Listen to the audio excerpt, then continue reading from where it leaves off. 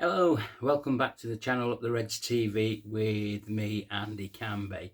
So, 6 days it has been since the Reds became champions of the Premier League 2025, well, 24-25. And do you know what? It still feels boss, doesn't it? I've been watching the videos on socials and other podcasters, and it's just jubilation, absolute jubilation everywhere, and rightly so, because I have to say, watching back on Sunday's events after the final whistle had gone, that is probably the best images I have seen at Anfield. It does surpass the Barcelona comeback, doesn't it?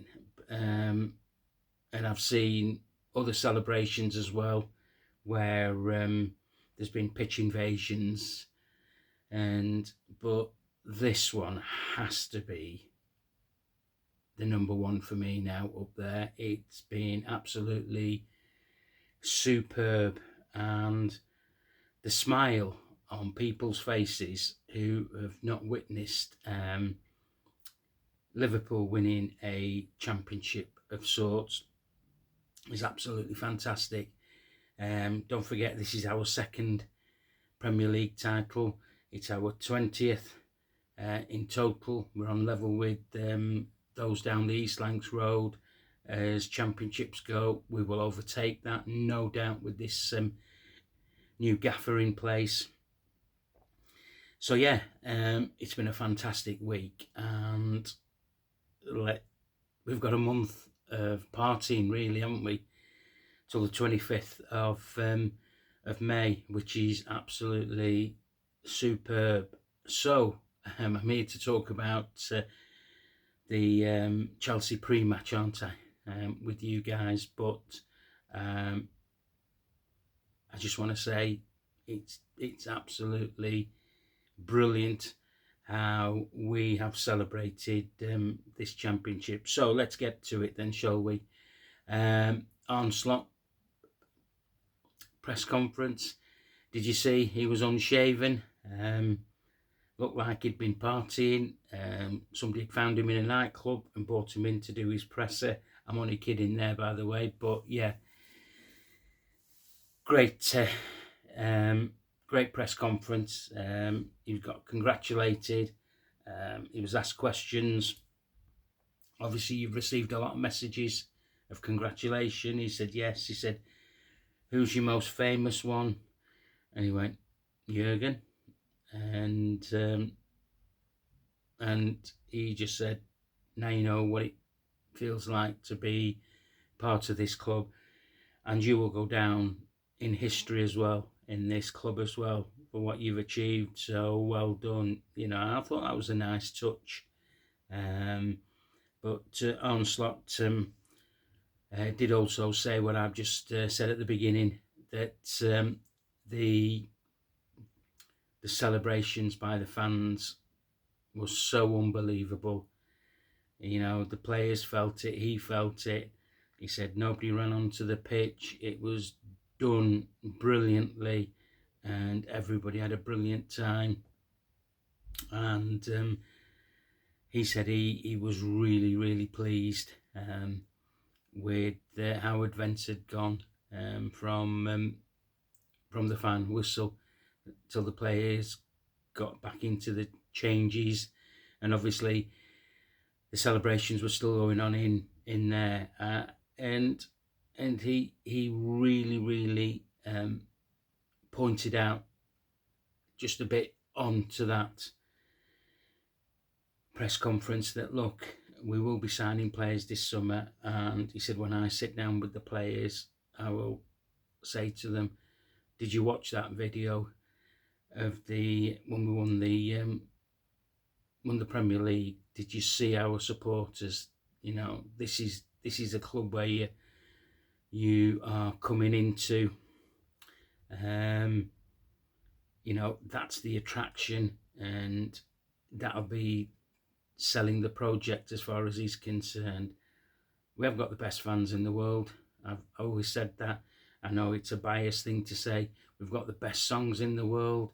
Other clubs pinch our songs because they can't make up their own songs. We laud our players. All we want our players to do is just give 100% on the pitch, go out and try and win all the games that you can, bring back the silverware. That's what the history of the club has been built on from before Bill Shankly. But when Bill Shankly came, he took it by the scruff of his neck, and the legacy carries on. And Onslaught will be part of that folklore as well. So yeah, that was really positive. One thing I will say what also is that Liverpool had the biggest social interaction on the day that they won the Premier League in the world. Again, the argument, Messrs Gary Neville, who's the biggest club, his or ours? It's changing. It's changing, Gary. You might have had that mantle, but it's changing for us now. We're the bosses now. We're firmly back on our perch. We were the most watched club throughout the season in the world. That's how massive we are, and we will be competing with Manchester United financially soon enough. We are raking in millions and millions of pounds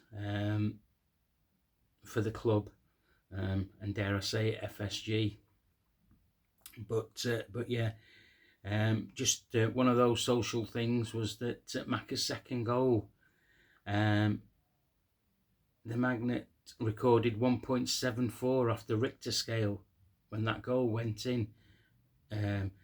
It says at Anfield, but it would be around Anfield. There was 60-odd thousand in Anfield, and I'm sure there was about 25,000 probably outside Anfield, in and around the pubs in the city itself. So yeah, that just goes to show that's incredible fact, that is, isn't it? So we've got 4 games left. Onslaught wants to win all 4. He said he's going to rotate. You see, last time when we won it, we played City afterwards, didn't we? After the lockdown thing, when we got the trophy and whatever, and they hammered us 4-0, and it was a hammering. I think Arsenal might have beaten us as well, or drawn with us. I think the only team that we beat was Chelsea, was it? And they give us the Guard of Honour.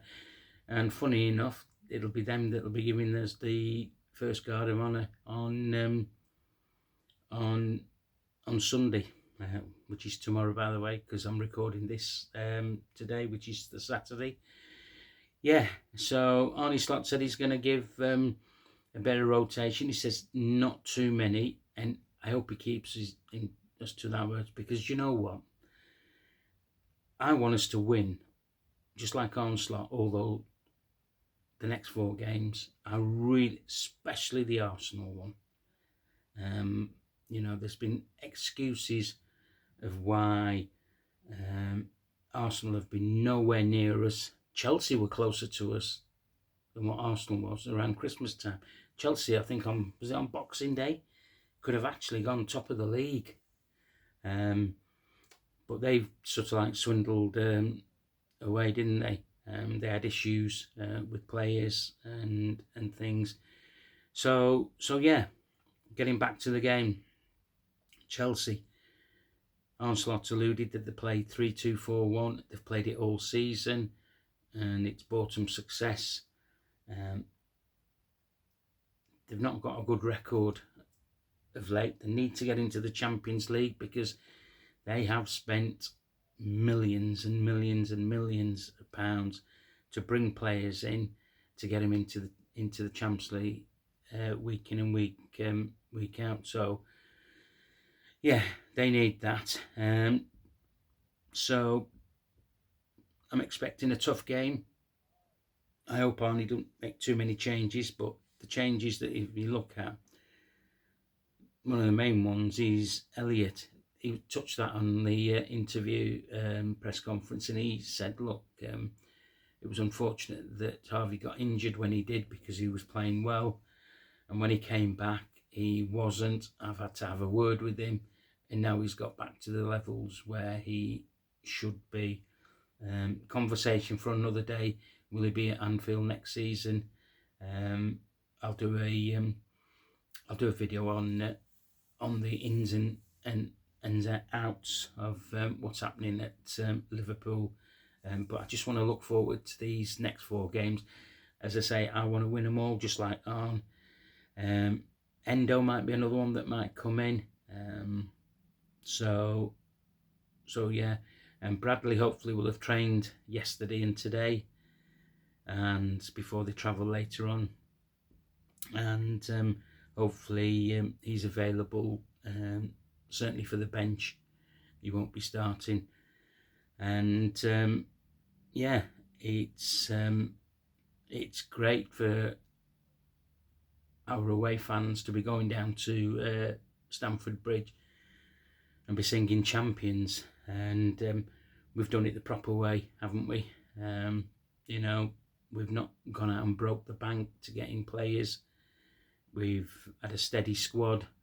We've only signed 1 player, and in the end we've won it at a canter. But Chelsea will be thinking that they always won after the Anfield game, because Onslaught alluded that you know, they were really, really good when they played against us, and they were. I watched the game back but this week, and yeah, we were lucky, especially in the second half, and but we managed to get the big 3 points. So yeah, my team, if I was going for it, would be Ali in goals, Trent, Ibu, Verge. I think he'd probably go for Simicast. Midfield, he'll probably go for, because they play 4 in and around there, I think he might add an extra midfielder in there. My guess only, that's all. Maka, Ryan and Dom. He might bring Curtis in there. If he does, we lose 1 up top, and it's not going to be Mo, is it? So it might be Mo and Diaz up top, because, as I say, they play 3 at the back. But then again, might be totally wrong. He might stick to the team that started and do the rotations earlier, try and get the games wrapped up. Yeah, I want 90 plus points. Reason I want 90 plus points is that whoever we sign, we say to the players that have stayed behind in pre-season, look, that's your benchmark. That's what got us to be champions of the Premier League, and we need to hit those points to win the Premier League again. Teams will be coming stronger next season, but that's a way down the line. We just need to get our business done this season and get as many points as we can. More points and there's more coin, and hopefully it'll help towards the transfer budget as well. Right, okay, if you like this video, give me a like, please share it. If you're new to watching the videos, we've got 80 subscribers now, which is fantastic, and thank you very much for everybody that subscribed there. We want to try and get up to 100 subscribers before the season finishes, which will be in 2.5, 3, possibly 4 weeks' time. So yeah, shall we get 100 subscribers, and then we can carry on doing this next season as well. As I say, thank you very much for your support as well this season. Right, that's enough from me. If you've got any comments, please put them down. Let me know what you think about the fringe players, Elliot, Endo, Chiesa as well. Has he got a future at the club? And will he be given chances in the next 4 games? About who stays and who goes. Okay, enjoy your Saturday, and I will do a post-match after the game tomorrow. Up the Reds.